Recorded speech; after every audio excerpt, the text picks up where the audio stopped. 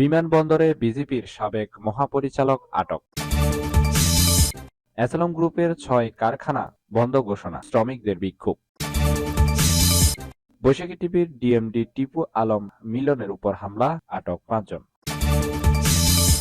সর্বশেষ জানাবো, শেখ হাসিনাকে ফেরত আনতে পারলে বিচার ভালো হবে, বললেন তাজুল ইসলাম। এতক্ষণ শুনছিলেন শিরোনাম, এবার বিস্তারিত। নিয়মিত সংবাদ পেতে অবশ্যই চ্যানেলটি সাবস্ক্রাইব করে রাখুন, পাশাপাশি ফেসবুকে নিয়মিত সংবাদ পেতে অবশ্যই পেজটি ফলো দিয়ে রাখবেন। বিমানবন্দরে বিজিবির সাবেক মহাপরিচালক আটক। বর্ডার গার্ড বাংলাদেশের সাবেক মহাপরিচালক লেফটেন্যান্ট জেনারেল মোহাম্মদ মইনুল ইসলামকে আটক করেছে ইমিগ্রেশন পুলিশ। স্ত্রীসহ কানাডার উদ্দেশ্যে যাওয়ার সময় হযরত শাহজালাল আন্তর্জাতিক বিমানবন্দরে তাকে আটক করা হয়। ২০০৯ সালের ২৫ ফেব্রুয়ারি বিডিআর বিদ্রোহ ও পিলখানার নৃশংস হত্যাযজ্ঞে ৫৭ সেনা কর্মকর্তা সহ ৭৪ জন নিহত হন। এর ৪৮ ঘণ্টার মাথায় বাহিনীটির মহাপরিচালকের দায়িত্ব পান মইনুল ইসলাম। অ্যাসালম গ্রুপের ৬ কারখানা বন্ধ ঘোষণা, শ্রমিকদের বিক্ষোভ। নানা প্রশ্ন জন্ম দেওয়া অ্যাসালম গ্রুপের চট্টগ্রামের ৬টি কারখানা বন্ধ ঘোষণা করা হয়েছে। কারখানায় বন্ধের নোটিশ টাঙিয়ে দেওয়া হয়েছে। এটি দেখে তাৎক্ষণিক বিক্ষোভ করেন শ্রমিকেরা। তোপের মুখে অফিস ছাড়তে বাধ্য হয়েছেন কর্মকর্তারা। অ্যাসালম গ্রুপের মানব সম্পদ ও প্রশাসন প্রধান মোহাম্মদ বোরহান উদ্দিনের সই করা নোটিশে বলা হয়, কর্তৃপক্ষ নির্দেশক্রমে অনিবার্য কারণবশত আগামীকাল থেকে পরবর্তী নির্দেশ না দেওয়া পর্যন্ত কারখানাগুলো বন্ধ থাকবে। তবে কারখানা নিরাপত্তা, সরবরাহ ও জরুরি বিভাগ খোলা থাকবে।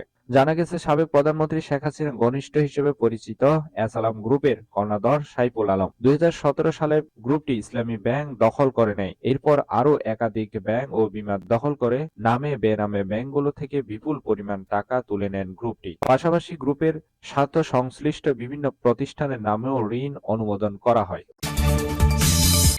বৈশাখী টিভির ডিএমডি টিপু আলম মিলনের উপর হামলা, আটক ৫ জন। বৈশাখী টেলিভিশনের উপব্যবস্থাপনা পরিচালক ও প্রধান সম্পাদক টিপু আলম মিলনের উপর হামলার ঘটনা ঘটেছে। এ সময় হাতে নাতে ৫ জনকে আটক করে পুলিশে দেওয়া হয়েছে। রাজধানীর মহাখালীতে ওয়ারলেস গেট এলাকায় এই ঘটনা ঘটে। আটক সন্ত্রাসীদের জিজ্ঞাসাবাদ চলছে। এদিন বৈশাখী টেলিভিশনের কার্যালয়ে আসার সময় ওয়ারলেস গেটে এসে সন্ত্রাসীদের প্রথমে গাড়ির গতি রোধের চেষ্টা করে। এ সময় ডিএমডি টিপু আলমকে বহনকারী গাড়ির চালক দ্রুত গাড়িটি বৈশাখী টেলিভিশনের সামনে নিয়ে আসে। গাড়ি থেকে নামার সাথে সাথে টিপু আলম মিলনের উপর হামলার ঘটনা ঘটে। আগে থেকে ওঁত পেতে থাকা ২৯ থেকে ২৫ জন সন্ত্রাসী তাকে অপহরণের চেষ্টা করে। এ সময় ডিএমডির ডাক চিৎকারে টেলিভিশনের নিরাপত্তা কর্মী ও আশেপাশের লোকজন ছুটে এলে ১০ থেকে ১৫ জন সন্ত্রাসী দূরে পালিয়ে যায়। হাতে নাতে ৫ জনকে আটক করে পুলিশের সাপোর্ট করা হয়েছে।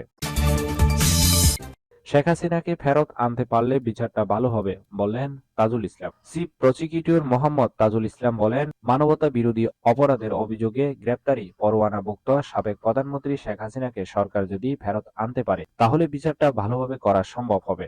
শেখ হাসিনাকে ফেরত পাঠাতে ভারতের কাছে সরকারের আনুষ্ঠানিক চিঠি পাঠানোর বিষয়ে অভিমত জানতে চাইলে চিফ প্রসিকিউটর সাংবাদিকদের এ কথা বলেন। তিনি বলেন, আমাদের রিকোয়েস্টের ভিত্তিতে রাষ্ট্র এই বিষয়ে ব্যবস্থা নিয়েছে। রাষ্ট্র রাষ্ট্রের কাজ করছে। তাকে ফেরত পাওয়ার জন্য কূটনৈতিক চ্যানেলে চেষ্টা করা হচ্ছে। সরকার যদি তাকে ফেরত আনতে পারে, তাহলে বিচারটা আরো ভালোভাবে করা সম্ভব হবে। পররাষ্ট্র উপদেষ্টা আরো বলেন, মানবতা বিরোধী অপরাধের অভিযোগে গ্রেপ্তারি পরোয়ানাভুক্ত শেখ হাসিনাকে ফেরত পাঠাতে ভারতের কাছে চিঠি পাঠিয়েছে বাংলাদেশ। এই ছিল এখনকার সংবাদ। নিয়মিত সংবাদ পেতে অবশ্যই চ্যানেলটি সাবস্ক্রাইব করে রাখুন। সজীব চৌধুরী, বাংলা নিউজ 24।